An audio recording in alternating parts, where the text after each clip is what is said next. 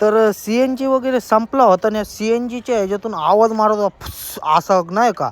आणि माझा जीव वरी खाली. एकतर माझी मालकीनबाई नवीनच आहे आणि इथं भाडं मारायला आलो, सी-एन-जी वगैरे भरला आणि जास्त नव्हतं, लांबचं होतं भाडं. ते 700 रुपये दिले होते त्यांनी. जाऊ द्या म्हणलं नाही का. ते बावधनच्या पुढचं होतं नाही का. मग चाललो आहे आणि हायवे लागतो एकदम. सातारा हायवेने गेलो, कंपनीपाशी आलो नाही का. मग इथं त्यांचा नाश्ता लंच टाईम झाला होता. ते लंच करायला थांबले तिथं. इथं आपली मालकीनबाई थांबली होती. मग इथंच बसलो.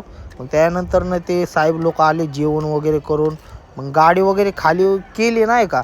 आता हप्त्याचं टेन्शन आले. हप्त्याला एकतर पैसे कमी आहेत, कसे बसे जुळणूक करावी लागेल बाबा, पहिलाच हप्ता आहे. आता ते तटून पण चलत नाही. जाऊ द्या म्हणलं. मग बिर्याणी घेतली खायला घरी. घरी पण काय बनवलं नव्हतं. जाता आता एवढं बघा ना प्रॉब्लेम, लाद घातली की डायरेक्ट सॉल्व. हे टाकू नको रिक्षेवर, सांगा बरं मला.